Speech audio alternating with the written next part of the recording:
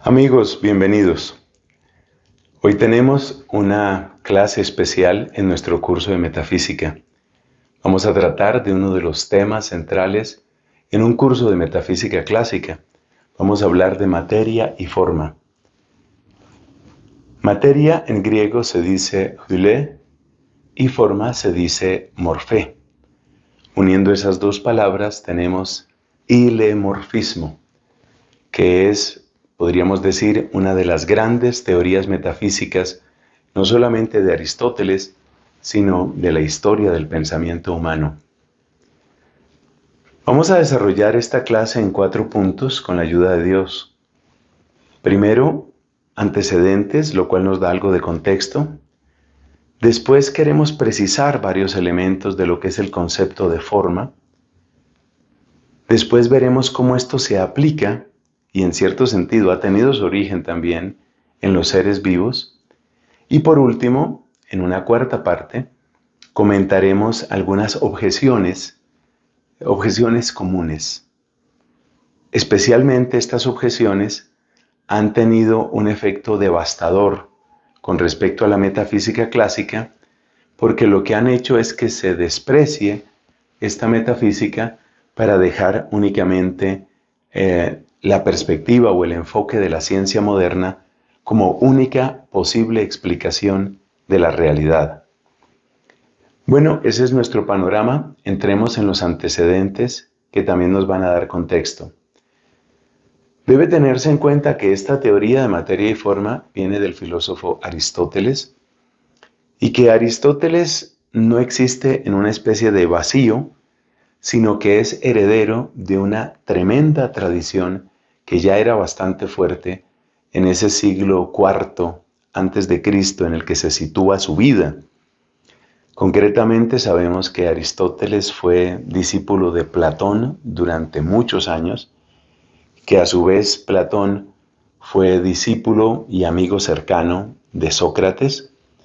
Y luego tenemos a aquellos grandes filósofos que nosotros llamamos presocráticos, entre los cuales están, por ejemplo, los naturalistas, y que plantearon algunos de los problemas que vamos a mencionar aquí y que están en el trasfondo de todo este planteamiento de materia y forma.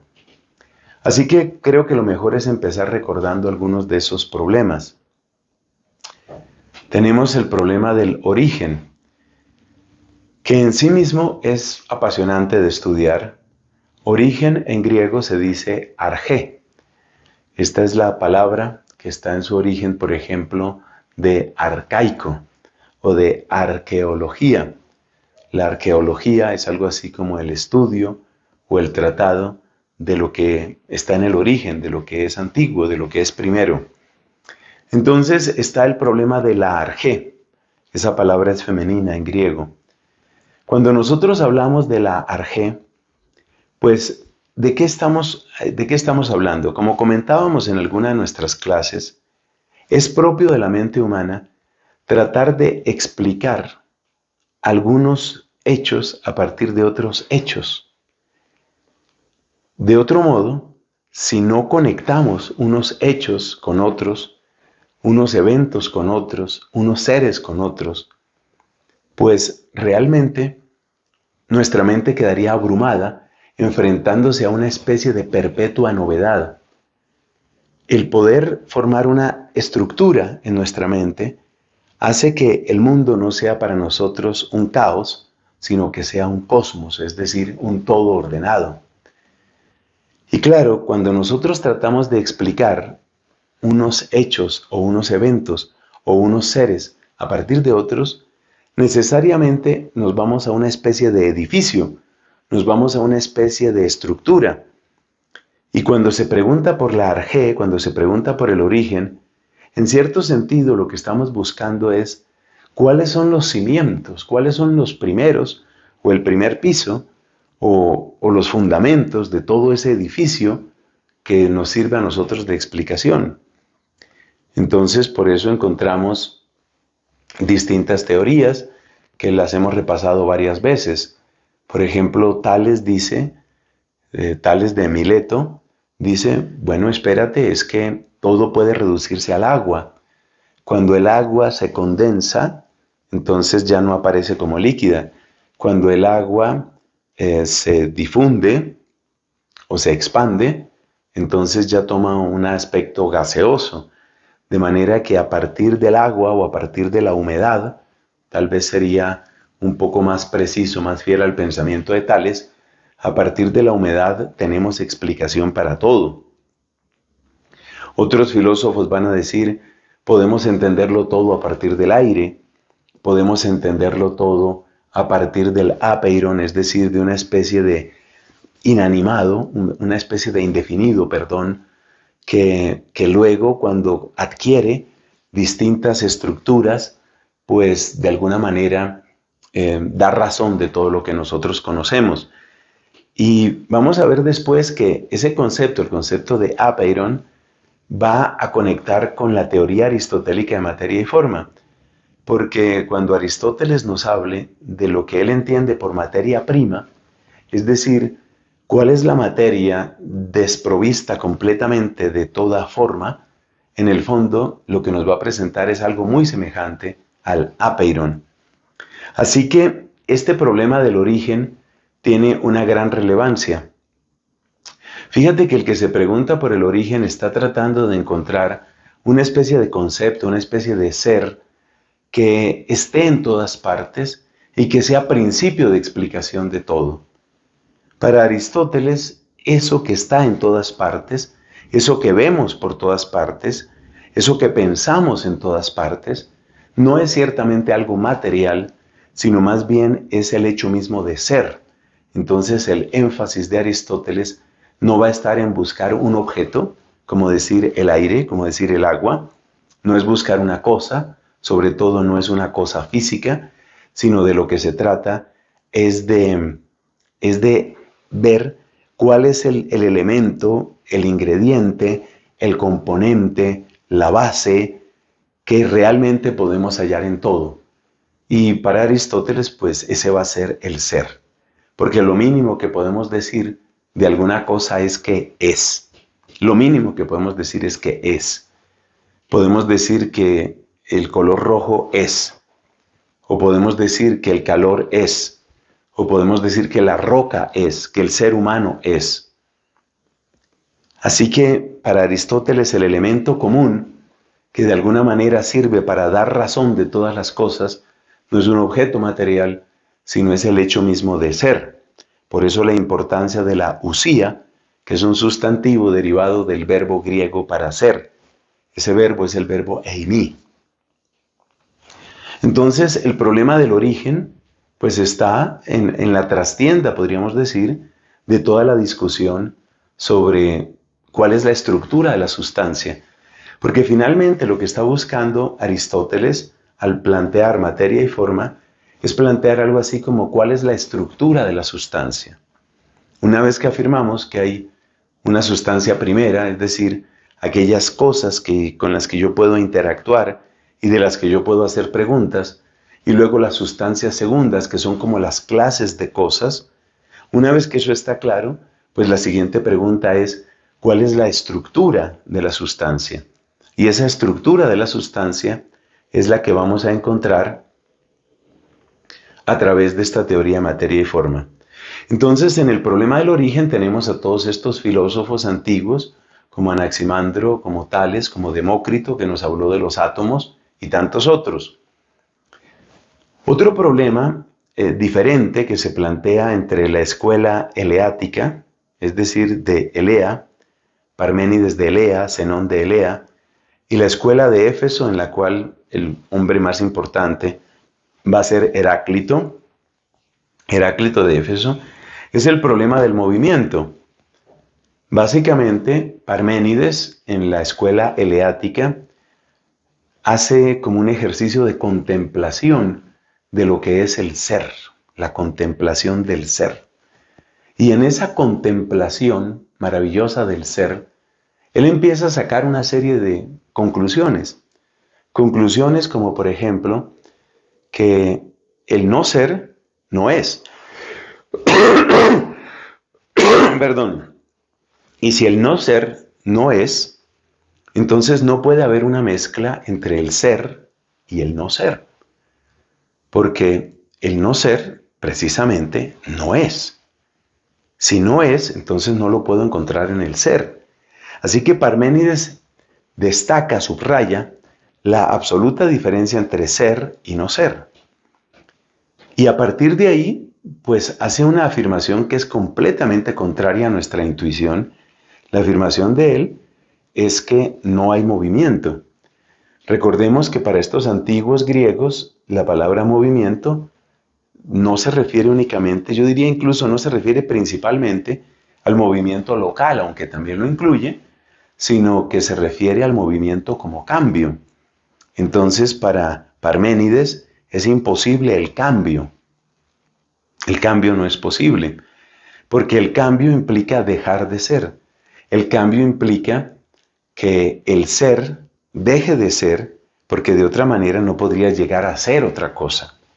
Así, por ejemplo, la semilla tiene que dejar de ser semilla para pasar a ser árbol. Entonces, tendría que darse una mezcla entre el ser y el no ser para que hubiera un auténtico cambio. La escuela eleática con Parménides y luego con las justificaciones de Zenón de Elea, famoso por sus paradojas, lo que viene a decirnos es, mira, realmente no hay cambio. Pero esto nos lleva inmediatamente al problema de la apariencia, porque cualquiera le podría preguntar, por ejemplo, a Parménides, bueno, pero es que yo veo que yo siembro una semilla y al cabo de un tiempo tengo una plantita y después tengo un árbol y entonces sí hay cambio. La respuesta de Parménides es tal vez de lo más osado que podemos imaginar. Simplemente lo que viene a decir Parménides es, tú te estás engañando, los sentidos son engañosos, en los sentidos reina la apariencia, pero la verdad de las cosas no es esa. Esa afirmación sobre la apariencia, de alguna manera la va a retomar Platón, porque también para Platón, el conocimiento que nosotros tenemos, el conocimiento empírico, de experiencia, de los sentidos, ese conocimiento es un conocimiento engañoso. Pero Platón pues toma después una dirección diferente. Entonces el problema del movimiento es que para Parménides no hay movimiento. Por el contrario, en las antípodas tenemos a Heráclito que dice no solo hay movimiento, sino que todo fluye. El famoso lema de Heráclito es Panta Rei. Todo fluye, Panta, todas las cosas fluyen. Y ese fluir de las cosas, para Heráclito, no significa que nosotros nos quedemos en una especie de caos, sino más bien el fluir de las cosas nos invita, desde la perspectiva de Heráclito, nos invita a entrar en una especie de logos. El primer gran filósofo que le da una importancia al logos es precisamente Heráclito. Y lo que hace el logos es de alguna manera comprender el movimiento. La comprensión del movimiento, la comprensión del cambio, es el gran triunfo del logos y es el que hace que en medio del cambio, pues nosotros no nos sintamos en un mundo de caos, sino en un mundo que tiene cierto orden. ¿Qué relación tiene esto del movimiento con los temas de materia y forma? Pues de hecho, nos damos cuenta que una materia puede adoptar distintas formas. Por ejemplo, puedo tomar un bloque de metal, fundirlo, y de ahí resulta un ancla, o una herramienta, o una escultura, o una espada, o un cañón. Entonces, la idea de que hay una materia y que esa materia puede asumir distintas formas es un principio de respuesta al problema del movimiento. Pasemos al caso de la apariencia. Para Platón, especialmente lo recordamos por el famosísimo mito de la caverna, pues nuestros sentidos son engañosos. la verdad de las cosas no está en lo que percibimos por los sentidos. El argumento de Platón tiene mucho que ver con la perfección, con la plenitud y con lo que es en realidad una definición. Tomemos, por ejemplo, el concepto de justicia y preguntémonos en dónde hay justicia. Hagámonos esa pregunta. ¿Dónde hay justicia? ¿Dónde se encuentra la justicia? Entonces, si yo me voy a un determinado juez, me doy cuenta que ese juez pues deja mucho que desear en muchas cosas. Tiene sus aciertos, pero deja mucho que desear. Es decir, la idea de justicia no se realiza plenamente en lo que hace ese hombre. Entonces me voy a otro juez y tal vez lo descubro más virtuoso, pero me doy cuenta que tampoco en él se realiza plenamente lo que es la justicia. Entonces, para Platón, la justicia, es decir, la idea de justicia, que por cierto en griego se dice dikaiosune, la dikaiosune, esa es la verdadera realidad. Y lo que encontramos en este juez, o en aquel abogado, o en aquella persona, lo que encontramos es como una participación.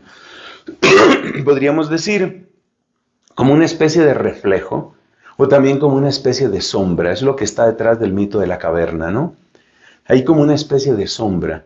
Pero yo no voy a decir que la justicia está en tal calle con tal carrera. Yo no voy a decir que la justicia está en tal ciudad.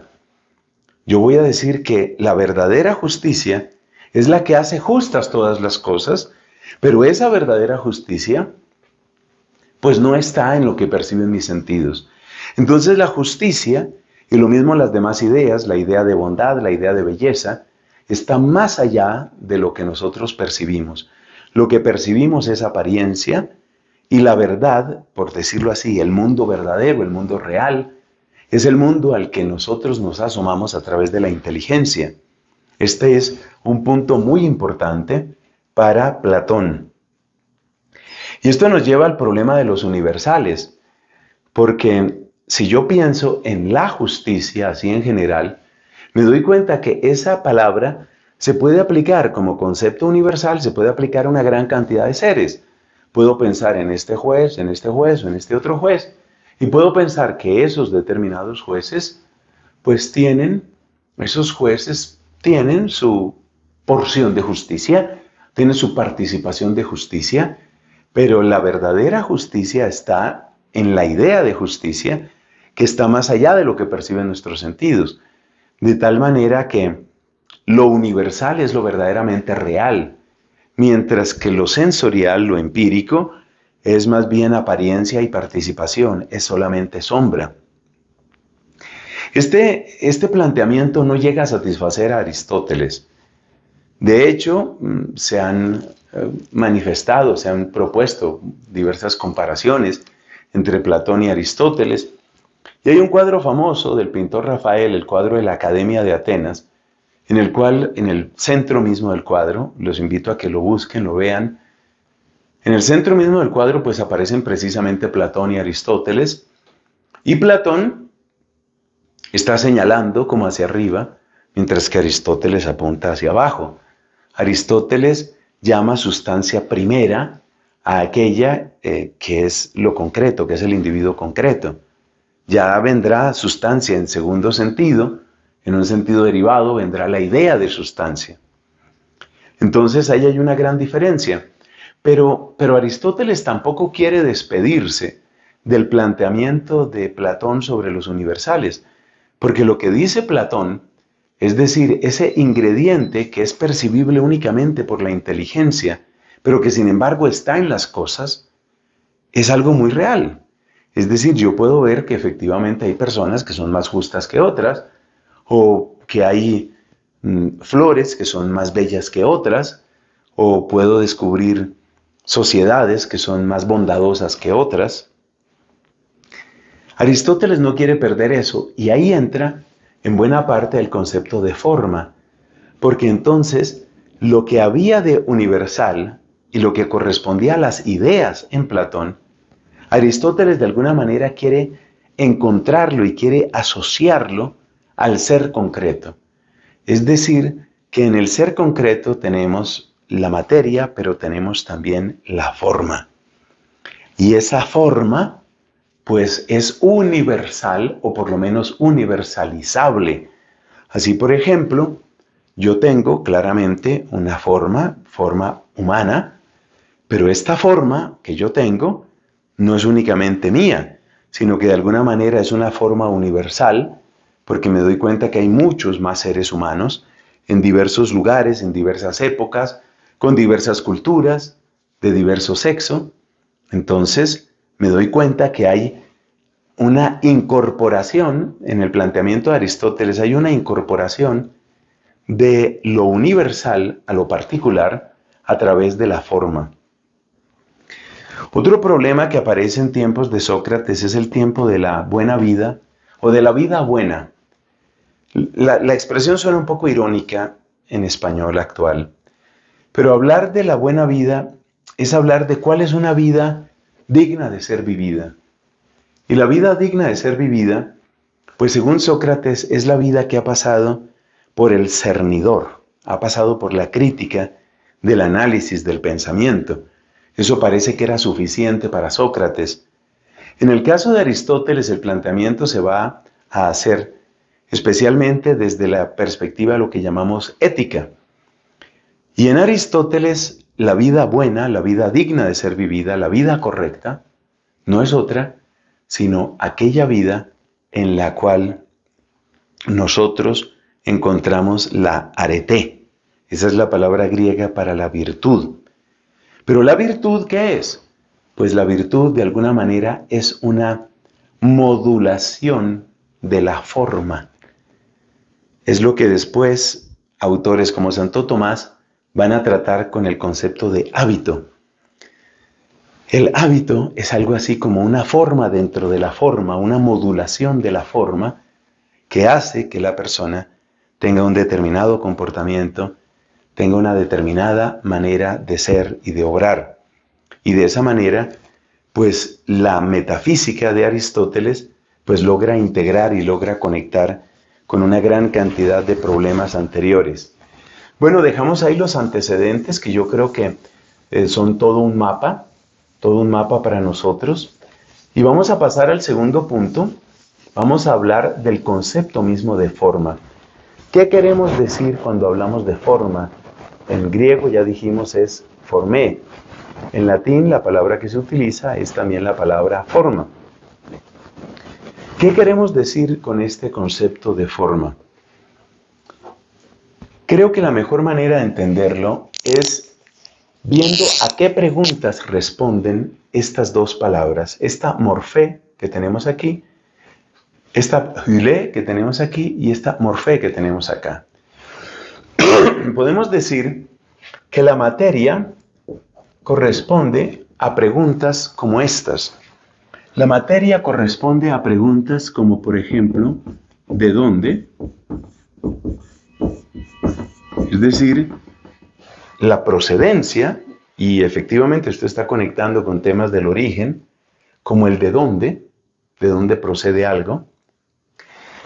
En ese mismo sentido, la materia va a responder a preguntas como ¿de qué está hecho? ¿De qué está hecho? Por ejemplo, puedo encontrarme una figura muy perfecta que representa a un gran personaje. Por ejemplo, el Papa Juan XXIII. Pero yo pregunto, ¿de qué está hecho? Y me dicen, está hecho de cera. Esa figura está hecha de cera. Ah, pues si está hecha de cera, entonces eso tiene consecuencias. Evidentemente yo no voy a esperar que hable, o que sienta, o que agradezca, o proyecte. Entonces, ¿de qué está hecho? La pregunta por ¿de qué está hecho? Nos lleva a la hylé, a la materia. Y la forma responde a otro tipo de preguntas. Por ejemplo, la forma responde a la pregunta cómo está hecho, ¿cierto? Bueno, pero vamos a escribir primero aquí otra pregunta. Y es la pregunta, ¿qué es?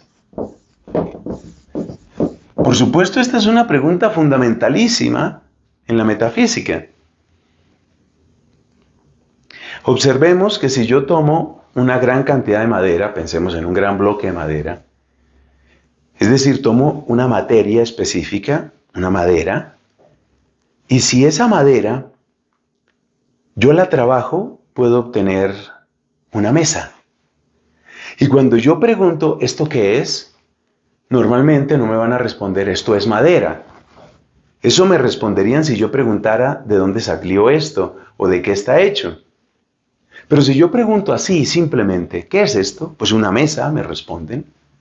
Pero igual podría ser una silla, o una cama, o una escultura, o el mango de una guitarra, o una puerta. Entonces, al preguntar por qué es una cosa, llegamos a la forma. Y aquí hay otra pregunta, que fue la que mencioné antes, que es la pregunta ¿cómo está hecho? Esta pregunta ¿cómo está hecho? Viene a complementar la pregunta de qué está hecho. Entonces, fíjate, esta es una pregunta de qué y esta es una pregunta ¿cómo? Son preguntas fundamentales, preguntas que tienen que ver con el ser. Cuando yo pregunto cómo está hecho algo, no estoy preguntando simplemente por su aspecto o su figura, que en mi experiencia, esta es la principal confusión que muchos estudiantes tienen. Cuando se les habla de la forma, piensan solamente en la figura, es decir, en el contorno exterior. Entonces vamos a hablar de la forma, pues evidentemente la forma de aquella estatua de San Juan 23 es muy parecida, probablemente idéntica a como era Juan 23. Pero un momento, cuando yo pregunto cómo está hecho, es decir, el contorno exterior, estamos de acuerdo, pero el verdadero Juan 23, pues no estaba hecho de cera, eso nos lleva a la materia, pero no solo la materia, sino la estructura que tenía adentro. Me refiero, por supuesto, a sus órganos y tendones y tejidos y nervios, toda la estructura. Entonces mi experiencia docente, que espero que sea útil a ustedes, mi experiencia docente es que la mejor manera de entender lo que es forma, por eso estamos aquí en el concepto de forma, la mejor manera de entender lo que es forma es a través de una palabra que es la palabra estructura. Esa palabra me parece que captura bastante, en nuestra lengua castellana, captura bastante de lo que es la forma. Es como la estructura. El problema que tiene la palabra estructura es que subraya mucho el aspecto espacial. Y la forma no solamente tiene que ver con el aspecto espacial, sino que también va a tener que ver con el aspecto temporal. Podríamos decir que la forma es la respuesta a esta otra pregunta mucho más larga, que no la voy a escribir aquí, pero sí te invito a que tú lo escribas en tus apuntes. Esa pregunta es, ¿qué tengo yo que saber de este objeto, de esta cosa, de este ser? ¿Qué tengo yo que saber de este ser para conocer cómo es? ¿Qué tengo yo que saber de este ser? Entonces ahí nos damos cuenta que la figura, si no me quedo únicamente con la figura, me estoy quedando con algo demasiado externo, completamente externo. No, es mucho más que la figura. Cuando nosotros hablamos de la forma, estamos hablando de todo lo que es necesario conocer para saber cómo es una cosa. Hay otro ejemplo que utilicé en algún curso y que creo que puede ser útil aquí. Pensemos en el caso de los viajes a Marte, lo cual, según la teoría de algunos, está a la vuelta de la esquina en la historia de la humanidad. Resulta muy complicado llevar bicicletas a Marte. Es un ejemplo hipotético. Pero imaginémonos que enviamos a un ingeniero que conoce muy bien cómo es una bicicleta, hasta el más mínimo detalle. Y supongamos que en Marte se pueden conseguir muchos elementos, incluyendo elementos metálicos, incluyendo elementos, qué sé yo, de carbono para hacer plástico, bueno, qué es, no sé. Supongamos que en Marte están todos los ingredientes, está toda la hulé, toda la materia. Pero en Marte no hay bicicletas. Sin embargo, este ingeniero portentoso conoce tan completamente la estructura hasta el último detalle y el funcionamiento. Entonces, aquí hay otra palabra que es muy bueno poner. Estructura y funcionamiento. Estructura y funcionamiento. Ese es el tipo de conocimiento que nos da la forma. Si una persona conociera solamente una bicicleta en términos de poder dibujar lo que parece una bicicleta, eso no le permite hacer bicicletas. Es decir, conocer la forma es como tener la capacidad de hacer la bicicleta, porque conozco todos sus detalles, porque sé cómo está estructurada, porque sé cómo funciona. Eso es conocer la forma. Eso es conocer la forma. Entonces, la forma tiene que ver con estructura y funcionamiento. Y me doy cuenta que la forma no es materia. Esta es una afirmación vital dentro de nuestro curso. La forma no es materia, ni la materia es forma. ¿Por qué decimos que la forma no es materia? Pues mira, la forma no es materia porque si yo envío a ese ingeniero a un planeta, que en este caso estamos suponiendo hipotéticamente que fuera Marte, si yo envío a este ingeniero a Marte y lo envío con la ropa, como se dice popularmente, con la ropa que tiene puesta, él no lleva nada de la materia de la bicicleta. Él no lleva metal, él no lleva plástico o caucho o aceite o qué sé yo cuántas cosas se necesitan para una buena bicicleta. Él no lleva nada material, pero sí lleva algo de la bicicleta. Otro ejemplo que es muy útil con la bicicleta, ese me lo dio un profesor que tuve en la época del doctorado. Él decía, mira, si yo tomo una bicicleta que me prestó mi amigo y luego le devuelvo cada uno de los trozos de la bicicleta, es decir, de los alambres y del caucho, todo eso se lo devuelvo dentro de una bolsa, él me dice, esa no es mi bicicleta. Y le estoy devolviendo todo el material que él me dio. Pero es que la materia no es la explicación última del ser. La materia no es la explicación última del ser. El hecho de que cuando yo pregunto qué es, finalmente llego a una forma, tiene una gran repercusión en el libro de la metafísica de Aristóteles. Porque cuando Aristóteles se pregunta, ¿dónde está más la sustancia? Uno podría decir, bueno, la sustancia se aplica a la materia. No, a la materia no. Porque si yo tengo aquí un poco de madera, yo no tengo una mesa. ¿Se aplica al compuesto? Sí, esa es una buena idea, se aplica al compuesto, es decir, a materia y forma. Sí, ahí está la sustancia. Pero dice Aristóteles que el concepto de sustancia está más cerca al concepto de forma. ¿En qué sentido? En que a la pregunta simple, ¿qué es esto?, la respuesta va hacia la forma. ¿Qué es esto? Este es un objeto de 2 ruedas con unos pedales y que utiliza la fuerza motriz humana. Lo que te estoy describiendo ahí, que es la bicicleta, eso que te estoy describiendo, pues no tiene nada de materia. Y tú me entiendes perfectamente que te estoy hablando de una bicicleta. Entonces, por eso para Aristóteles, la sustancia está más cerca de la forma. Y este es un elemento muy importante porque luego va a traer discusiones desde el punto de vista antropológico.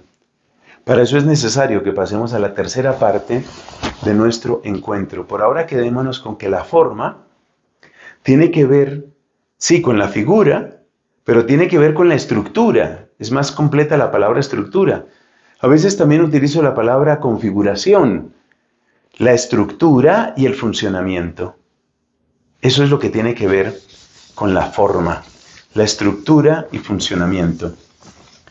Pasemos a la tercera parte, que es pues bastante importante para nosotros los creyentes, porque cuando esta teoría de materia y forma la llevamos a los seres vivos, entonces la palabra forma toma un nombre particular y la palabra materia toma un nombre particular. Efectivamente, cuando nosotros aplicamos a los seres vivos, este tema ya lo hemos visto y este tema, y ahora estamos en este. Cuando aplicamos este tema a los seres vivos, entonces a esta materia la solemos llamar soma. Eso es en griego. En español utilizaremos la palabra cuerpo. Y entonces la forma que es, pues la forma va a ser el alma. Y aquí es donde tenemos el problema.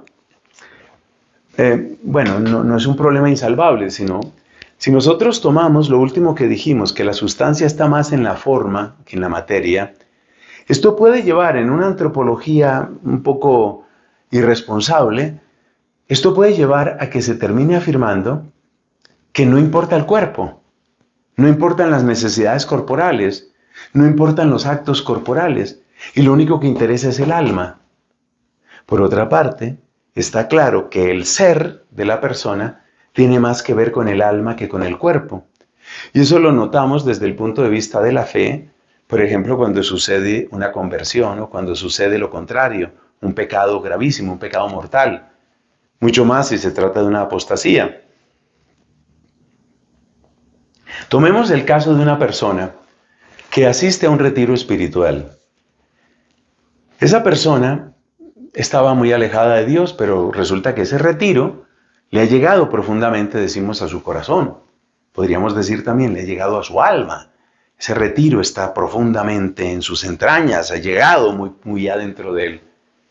Y esta persona tiene un proceso de conversión.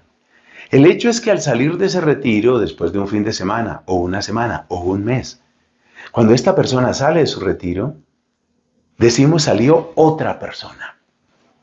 Como cuando decimos entró uno y salió otro. O cuando decimos es una vida nueva. Evidentemente, los cambios corporales que haya tenido esa persona, por ejemplo, en un fin de semana, son mínimos. Pero ha tenido un gran cambio en su alma. O sea que, repito, bien entendida la teoría aristotélica de la sustancia como más próxima a la forma, pues nos resulta perfectamente compatible con las afirmaciones propias de nuestra fe. Pero cuidado hay que tener, porque si nosotros empezamos a enfatizar el alma a expensas del cuerpo, ahí es donde está el error. Subir la importancia del alma para decrecer la importancia del cuerpo, ese es el error. El error no es darle la primacía al alma, el error es pretender darle esa primacía en detrimento de lo que es el cuerpo, en detrimento de lo que son las necesidades propias del cuerpo, empezando por el hambre, la sed, el descanso, el cobijo, la seguridad. Ahí es donde está el error.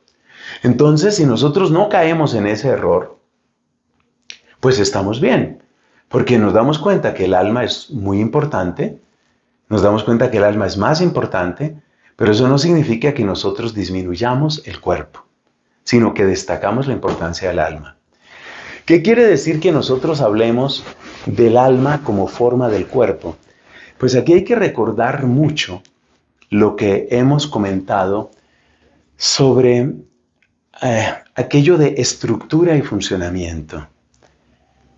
Porque casi que llegando a este tema de las objeciones comunes, una de las objeciones más frecuentes cuando se habla de estos temas es que se nos dice, mira, ¿dónde está el alma?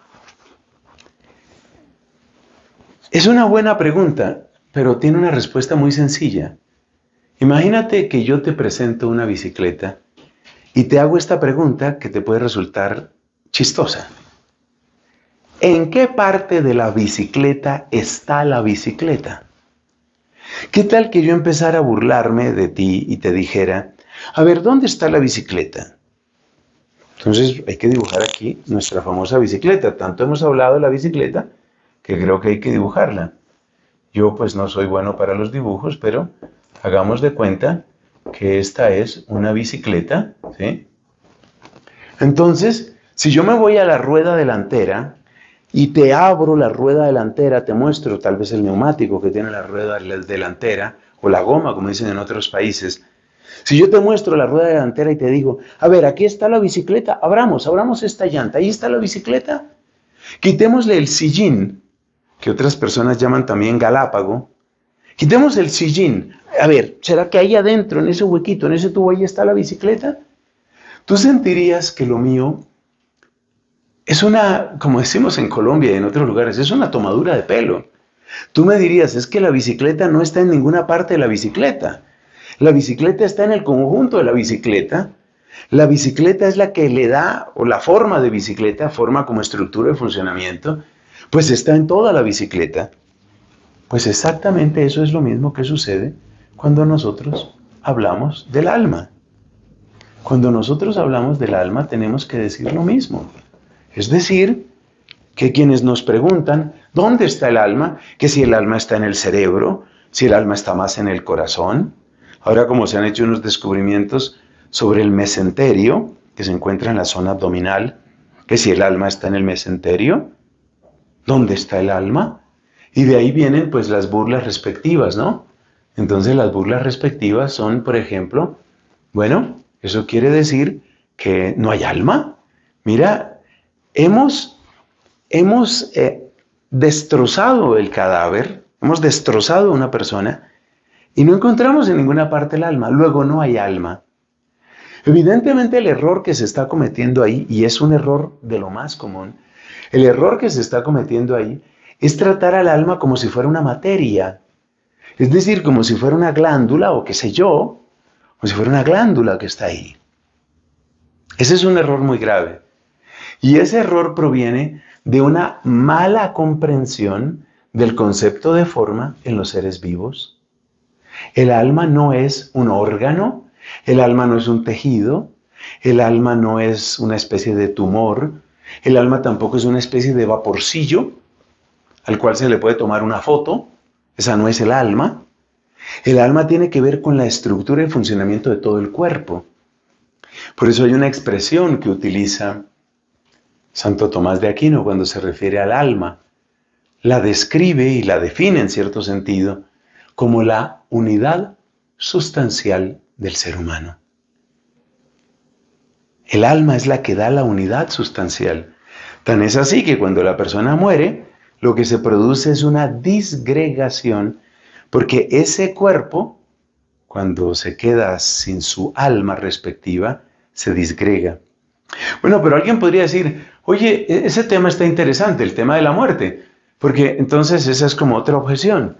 Evidentemente, cuando una persona muere, de todas maneras, ese cuerpo que queda, o sea, ese cadáver, tiene una forma, ¿correcto? Tiene una forma, tiene una estructura, pero es que acuérdate que la morfé, el alma, tiene que ver no solo con la estructura espacial, sino también tiene que ver con la estructura temporal.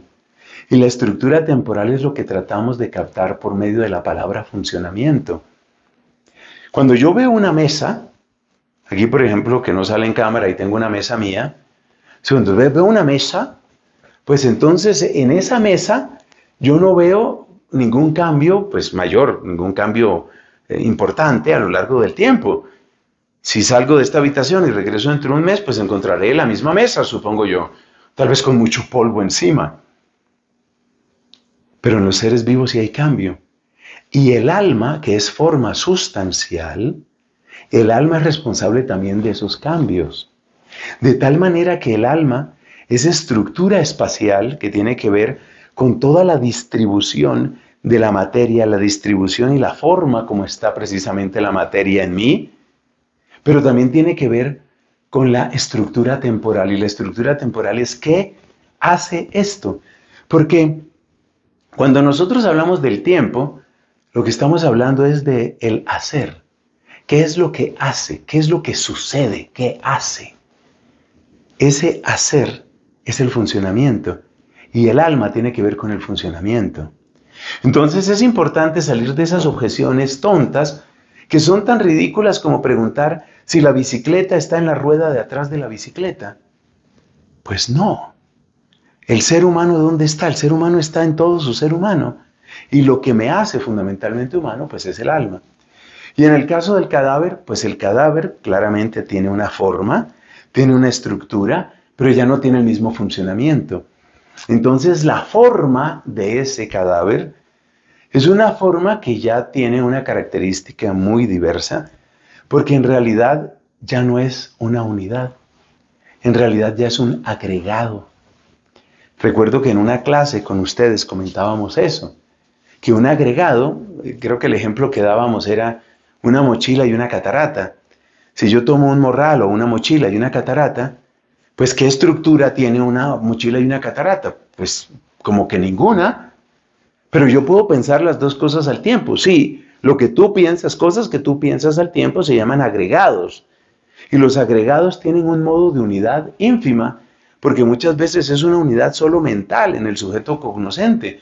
Como si yo te digo, piensa un morral y una catarata, pues tú te imaginas, por ejemplo, a alguien que se fue a pasear y dejó su morral al lado de la catarata o cosas como esas. Pero eres tú quien sostiene esa unidad. Entonces la unidad del cadáver no es la unidad del ser vivo. La forma del cadáver no es la forma del ser vivo. De hecho, la forma del cadáver en realidad es casi que aparente, porque el cadáver ya es un agregado, y la prueba de que es un agregado es que las partes de ese cadáver van desapareciendo en el tiempo. Por supuesto, es bastante impresionante, un poco repugnante incluso, describir todo ese cambio que se da en el cadáver. Pero el cadáver ya es un agregado, el cadáver no es un ser como tal. La última objeción que quiero destacar aquí es la objeción que tiene que ver con el materialismo crudo. El materialismo crudo pretende negar completamente, negar completa y absolutamente que existe, negar completamente que existe ¿qué? Negar completamente que existe lo inmaterial. Y en esto es impresionante ver lo rústicos, lo crasos, incluso lo torpes, que pueden llegar a ser grandes mentes, especialmente si su única formación ha sido científica y no tienen ni un mínimo de formación filosófica. Porque estas personas, en esas circunstancias, muchas veces se declaran materialistas. Yo solo creo en lo que yo veo. Bueno, ¿y qué ves tú aquí? Aquí tengo una bolsa con todas las estructuras, con todas las piezas, perdón, de la bicicleta, y aquí tengo una bicicleta. Ahora dime qué ves tú. Pues aquí veo una bicicleta, pero es la misma materia, ¿no te das cuenta? Entonces, ¿qué es lo que ha cambiado? La manera como se conecta la materia, me vas a decir, o la manera como interactúa la materia. Lo que tú llamas manera de interacción, yo lo llamo funcionamiento. Con una característica, que en su esencia, la descripción del funcionamiento es completamente inmaterial. Y como yo soy capaz de pensar en el funcionamiento de una bicicleta, aun suponiendo que yo nunca hubiera visto una bicicleta, así es como suceden los inventos, ¿no? Antes de que se creara el primer cohete, ¿dónde estuvo el primer cohete? Pues en la mente de alguien. Estaba esa idea. Entonces, si hay esa idea, y si esa idea es inmaterial, porque yo puedo viajar a Marte sin una bicicleta y sin embargo hacer bicicletas en Marte, si la idea existe y la idea es inmaterial y yo puedo conocer la idea, quiere decir que mi capacidad cognitiva se dirige a lo inmaterial. Es decir, que hay un elemento inmaterial en mi alma.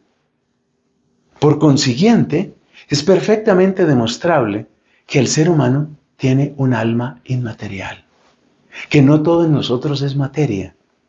Y de ahí el argumento clásico, enteramente filosófico.